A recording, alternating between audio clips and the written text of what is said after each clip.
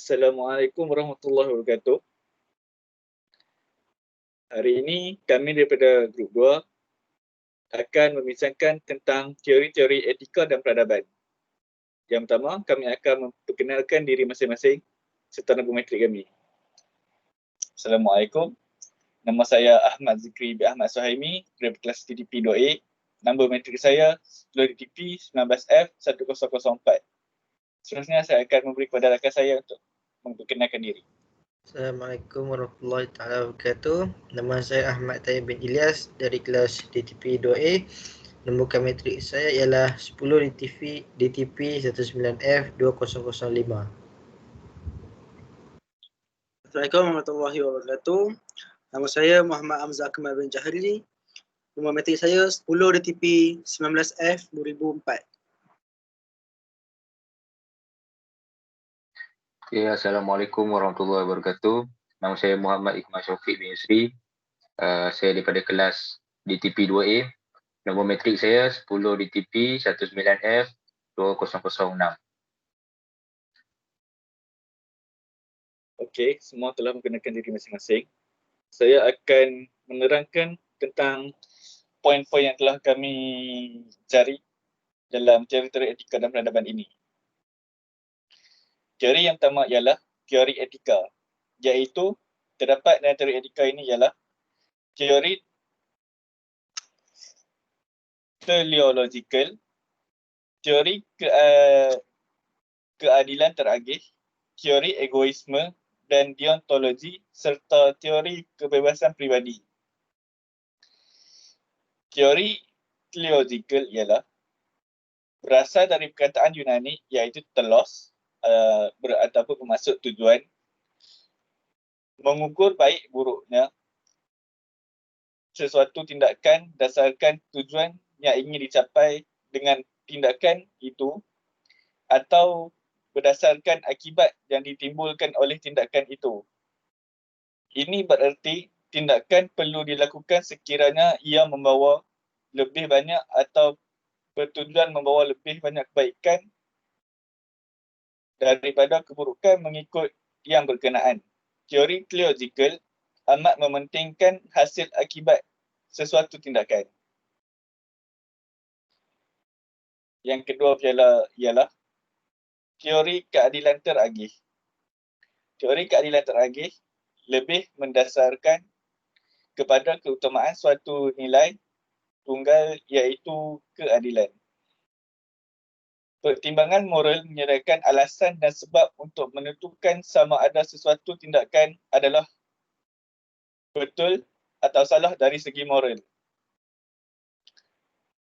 Sesetengah ahli moral berpegang pada prinsip bahawa tindakan tertentu adalah salah. Percaya bahawa tiada tindakan yang tidak bermoral kepadanya kerana persekitaran dan keadaan sosial. Seterusnya saya akan memberi kepada rakan saya Amzar untuk menerangkan tentang teori egoisme dan deontologi. Terima kasih kepada Zikri. Seterusnya, teori egoisme dan deontologi. Yang pertama, egoisme. Teori egoisme adalah satu teori yang menyatakan bahawa sesuatu tindakan itu adalah betul jika ianya membawa kebaikan kepada diri sendiri dan sesuatu itu buruk jika ia membawa keburukan kepada diri sendiri. Deontologi pula, teori ini menolak apa yang diperlakui oleh teori teleological.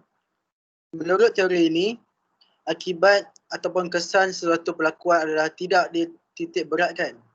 Apa yang lebih penting ialah sifat perlakuan atau ciri-ciri peraturan itu.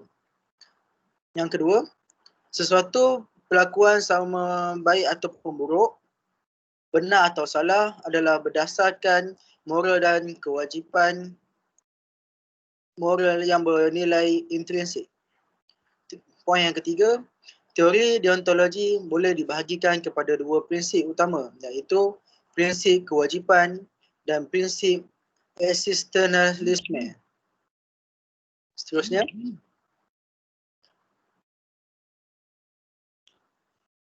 Sebenarnya teori kebebasan peribadi. Poin yang pertama adalah, menurut teori kebebasan peribadi, etika adalah berkaitan dengan kepribadian, sifat, perangai dan ciri watak yang mulia. Yang kedua, teori ini mula-mula sekali dikemukakan oleh Aristotle. Menurut beliau, bahawa kepribadian yang mulia ini boleh dimiliki dan diperoleh individu melalui latihan dan mengamalkannya selalu sehingga menjadi satu tabiat atau kebiasaan yang menyeronokkan dan menyenangkan. Teori ketiga menyatakan bahawa setiap kepribadian yang mulia merupakan jalan tengah, iaitu sesuatu nilai yang diamalkan adalah tidak berlebihan dan tidak juga terlalu kurang. Seterusnya,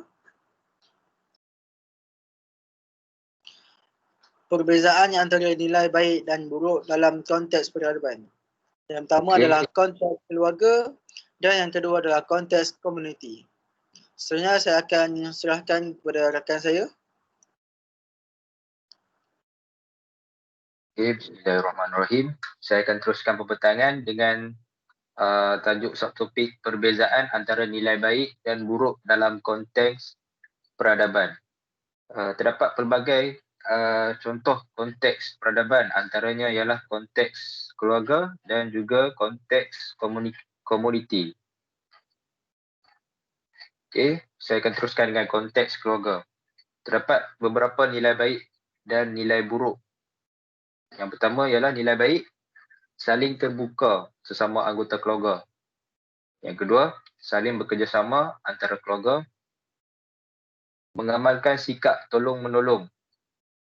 Seterusnya, saling menyayangi antara anggota keluarga dan sentiasa menghormati antara anggota keluarga. Seterusnya ialah nilai buruk yang terdapat dalam konteks keluarga. Yang pertama, terlalu cepat menghukum, kurang komunikasi antara keluarga, berlaku pilih kasih antara keluarga, kurang masa sama ahli keluarga. Okey, seterusnya saya beralih kepada konteks komuniti. Saya mula dengan nilai baik yang terdapat dari konteks komuniti. Yang pertama, bergotong royong melakukan sesuatu dan sukarelawan, menghormati kepercayaan dan adat resam semua kaum, bermuafakat dalam persetujuan bagi kepentingan bersama, peka terhadap isu sosial dan berusaha untuk menyelesaikannya.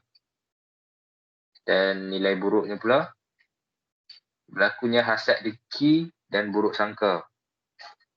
Yang kedua, suka melengahkan masa, suka mengumpat, dan akhir sekali sikap berpura-pura dan bermuka-muka.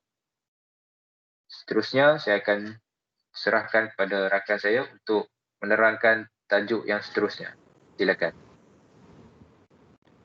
Bismillahirrahmanirrahim. Yang terakhir saya akan membentangkan tentang faktor yang dapat membina masyarakat yang beretika dan beradab. Yang pertama ialah dari segi intelek. Dorongan dan pembabituan masyarakat sangat penting dalam memberi pendidikan dan galakan minat. Masyarakat sekeliling perlu memberi jalan antara satu sama lain dengan memilih kehidupan masing-masing. Penjagaan yang terlalu mengongkong dan memaksa untuk mencapai target yang tinggi tidak membantu dalam membentuk etika seseorang.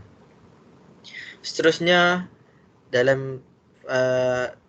dari segi rohani, bagi mewujudkan masyarakat yang bermoral dan beretika sepenuhnya, mereka perlu diberi didikan agama yang sempurna dan nilai kerohanian mesti disemai dengan nilai etika paling tinggi sejak dari kecil.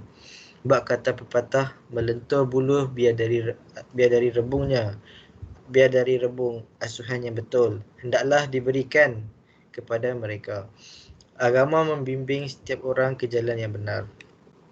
Seterusnya, dari segi emosi, pengaruh rakan sebaya boleh menjadikan masyarakat sebagai seorang yang berguna dan berbudi pekerti yang baik sekiranya mereka memilih untuk bergaul dan mendapatkan rakan-rakan yang boleh dipercayai dan mempunyai etika yang baik.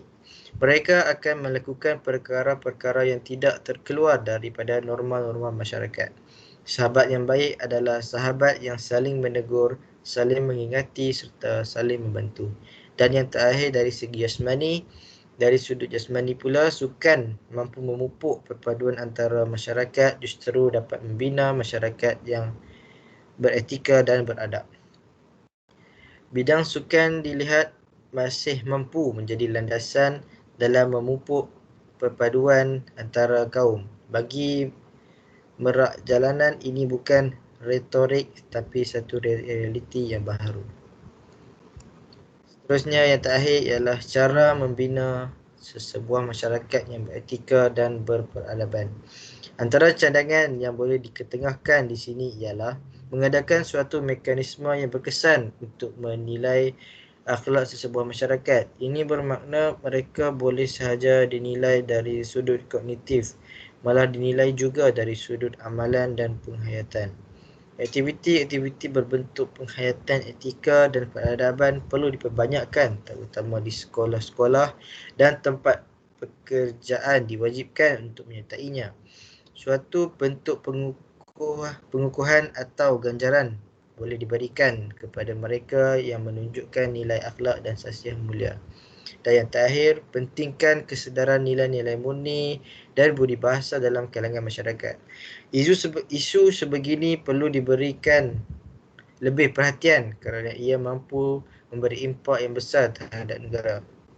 Dari isu ini, perhatian yang lebih perlu diberikan dan pendekatan-pendekatan sesuai perlu dilaksanakan.